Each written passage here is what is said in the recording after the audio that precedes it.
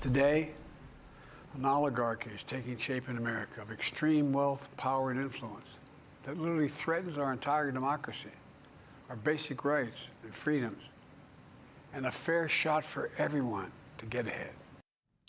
President Biden stunned the nation with that dire warning in his farewell address, notably as billionaires Elon Musk, Mark Zuckerberg, and Jeff Bezos raced to cozy up to Donald Trump. The president had more to say about it to Lawrence last night.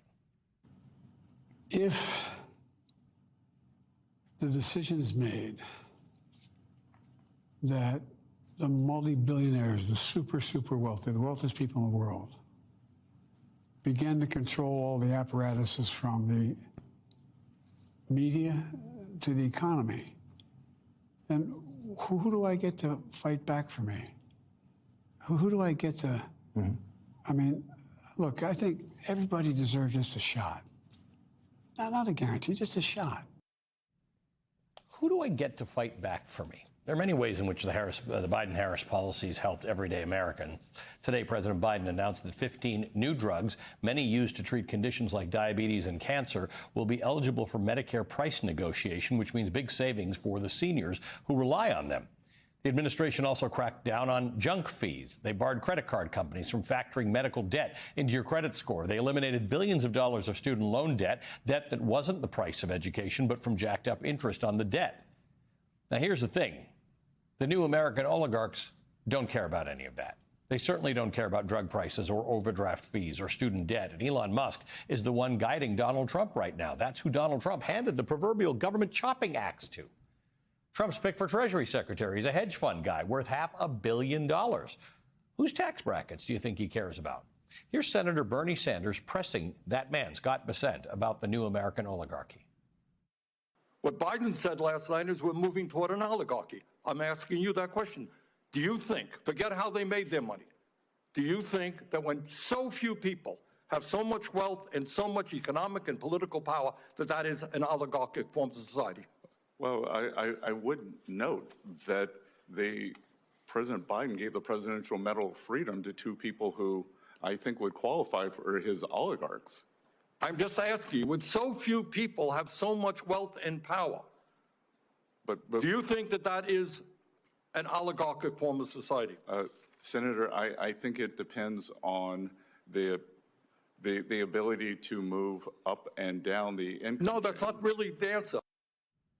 Joining us now, Betsey Stevenson, an economist and professor at the University of Michigan. She served as the chief economist of the U.S. Department of Labor under President Obama from 2010 to 2011. Also with us is the Bishop, William J. Barber. He's the president of Repairers of the Breach and the co-chair of the Poor People's Campaign. He's the founding director of the Center of Public Theology and Public Policy at Yale Divinity School. Welcome to both of you. Thanks for being with us. Professor Stevenson, let's just start with this conversation. Joe Biden might have given Lawrence the most succinct understanding of what the problem is here, and that is when so few who are so wealthy control levers of power in media and in corporate America, who stands up for the little guy? So when you look at antitrust laws, you look at competition laws, you look at anti-concentration laws, they're meant to be things that allow the consumer to have a fair shake.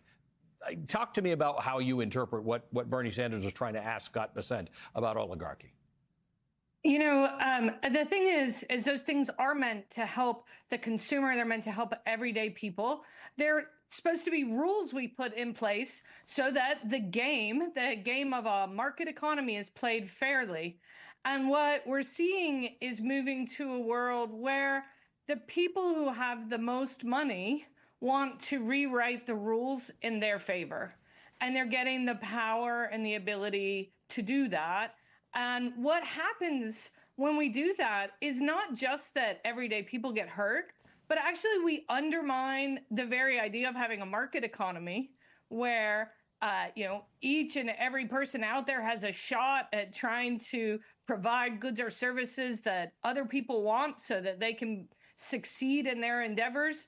We move away from a market economy, so our economy is less efficient. We move away from a democracy so that our politics are very different. And it's all coming on the backs of everyday people who will no longer really see a path to getting ahead. That's the bleak vision that President Biden laid out, and he laid it out as a very important warning. Bishop Barber, you have for a long time spoken about the least among us. There is a federal minimum wage in this country. It has not changed for a very long time. It's $7.25. Bernie Sanders asked the nominee for Treasury Secretary about whether he thought that was appropriate. Let's listen to that exchange. Mm-hmm. Will you work with those of us who want to raise the federal minimum wage to a living wage to take millions of Americans out of poverty? Senator, I believe that the minimum wage is more of a statewide and regional issue. So you don't think we should change the federal minimum wage of $7.25 an hour? No, sir. Bishop, you and I talk about this a lot. I'm going to do it again. I'm going to put up that full screen that I always put up, about $7.25 an hour, assuming you get to only work 40 hours a week. That's $15,080 annually. If you doubled it to $14.50 an hour, you'd still be earning $30,000. Very hard in this country to live for $30,000. It's a principled matter. It's not. Scott Bessent was incorrect saying this is a regional and state matter. Sure, some states have higher minimum wages, but it's a philosophical and moral statement that our federal minimum wage is $7.25. Well, you know, one time Donald Trump even said that he believed the current minimum wage was too high. This is what happened when greedy oligarchs take control. They don't even want to have the conversation. We have, since 2009, 16 years, we've not raised the federal minimum wage from $7.25 and $2.13 for tip workers. We're talking about 16 years that we've not done this. And yet everything else has gone up. I think people need more than a shot. They need a guaranteed living wages. None of the Republicans in 2021 voted for it, which meant they stood against 52 million people who work every day for less than $15 an hour. What does that give us, Allie? We got 140 million poor, low-wage people in this country, 73 million are women, 800 people dying a day from poverty, over 250,000 a year. During COVID, because of policy failures, we had 26 million people that lacked health insurance during COVID, and 15 million last year that lost the Medicaid when the Medicaid expansion that happened during the high time of COVID was put away. And if we continue to look at this, 105 million people don't have paid family leave. 46 million people don't have access to safe drinking water. These things will never be dealt with when you have an oligarchy running the media, running the government. They won't talk about the 700,000 homeless people in the United States and the millions that are one bad economic crisis from homelessness. What they will talk about is buying Greenland. What they will talk about is giving more money to billionaires. And we know that 748 U.S. billionaires were $2.2 trillion richer at the Republican tax cuts that they've given.